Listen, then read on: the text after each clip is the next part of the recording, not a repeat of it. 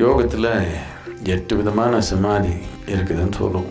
எப்படி 8 விதம்னு 8 விதங்கள் இருக்குதுன்னு இல்லை, நம்ம புரிஞ்சுக்கிறதுக்காக நாம் 8 பாகங்களாக பண்ணிக்கிறோம். நீங்கள் இப்படி உட்காந்து இங்கே 5 நிமிஷம் ஒரு நிமிஷத்து மாதிரி தெரிஞ்சால் அது ஒரு மாதிரி சமாதி.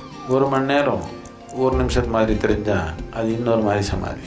10 நாள் உட்காந்தா ஒரு நிமிஷத்து மாதிரி தெரிஞ்சால் அது இன்னொரு மாதிரி சமாதி. சமாதி என்னென்னு நம்ம புத்தின்றது ஒரு சமநிலைக்கு வந்துச்சு. எப்போ சமநிலைக்கு வந்துச்சோ அதுக்கு இறந்த காலம் எதிர்காலம் இப்படியெல்லாம் கிடையாது. அதில் சும்மா இங்கே இருக்குது. நம்ம மனம்ன்றது சும்மா ஒரு கண்ணாடி மாதிரி இருக்குது. பிரபஞ்சமே கண்ணாடியில் பார்த்துக்க முடியும். 10 வருஷம் இங்கே இருந்தாலும் ஒரு நிமிடம் இருக்கிற மாதிரி இருக்குது அனுபவத்தில். என்னதுக்கு வேற ஆனந்தமாக இருக்கிறதுனால நேரம் தெரியல.